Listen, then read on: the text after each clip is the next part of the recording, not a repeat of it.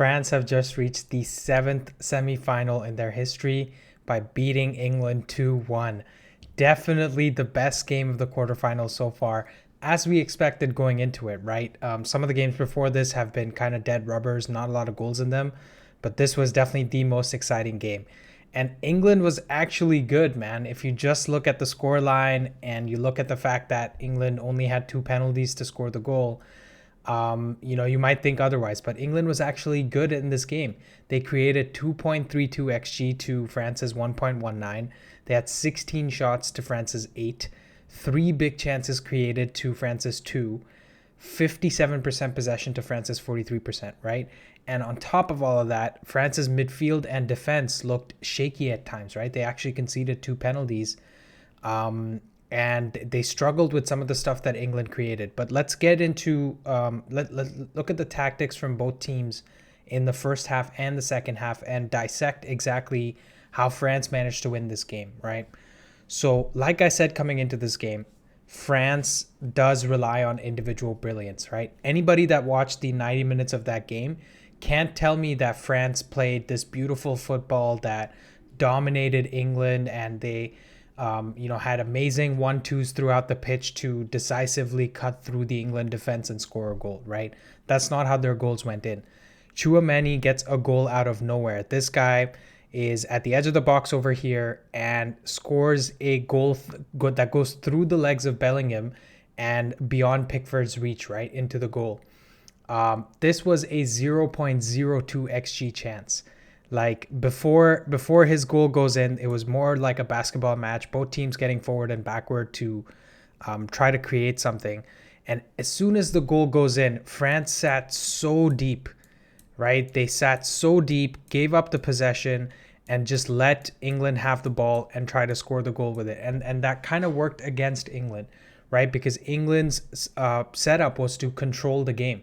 They were trying to use all of these players, Kane, Foden, and Saka, to basically just keep the ball and pile on the pressure onto France, right? And if France hadn't scored in the 17th minute, then what happens is France has to keep trying to push up, right? They have to try to make something happen and they can play higher up the pitch. But because France got that goal, England were under so much pressure to create something. And in the first half, Griezmann was able to dictate the play whenever France had the ball. He was kind of all over the pitch, right? Definitely the man of the match for this game.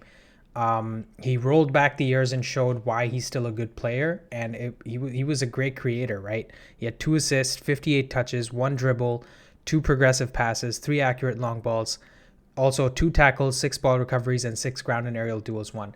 He got his first assist for the Tchouaméni goal from this area on the pitch, got his second assist from here playing that excellent cross, right? But we'll talk about that in a little bit.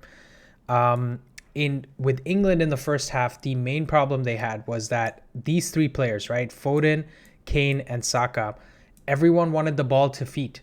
Kane would drop deep and expect somebody to run back, but Saka and Foden would also want the ball deep, and this is why I said they should have started Rashford, right? That's where Southgate kind of missed a trick. So let's look at the second half tactics, right? England was a lot more aggressive, going down in the first half 1-0. They were a lot more aggressive coming out in the second half. Saka was definitely their best player, and I know I said in the preview to this game that England should start Rashford instead of Saka, but that was only because I was saying that Foden was playing really well. In this game, Saka was amazing for England, and Foden was definitely the weak link, right, on the wing. And he was taken up wide and inside spaces, so he's playing here, sort of playing through the middle as well, and he managed to win the penalty that way, right? He was kind of in the middle area here, and Tchouaméni came and cleaned him out in the box. So big props to Saka for his performance. Kane was a menace for Upamecano as well.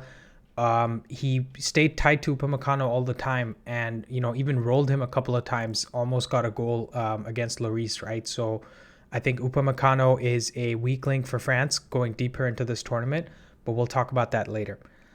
Foden, definitely not good enough. And I also think Southgate's substitutes were terrible, right? He took off Saka and Henderson to bring on Mount and Sterling, right? why would you take off your best player in Bukayo Saka and bring on Sterling, right? That made no sense at that time.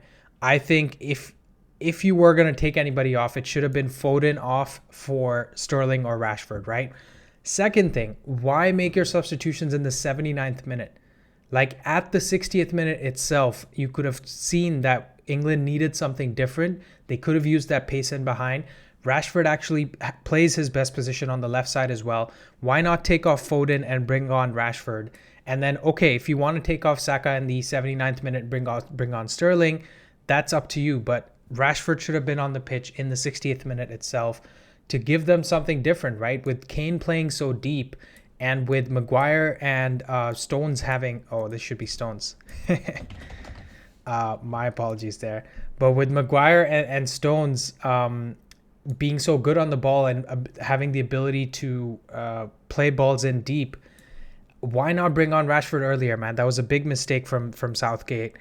And France actually, once England got their goal, France actually did start to play a lot more, right? They were...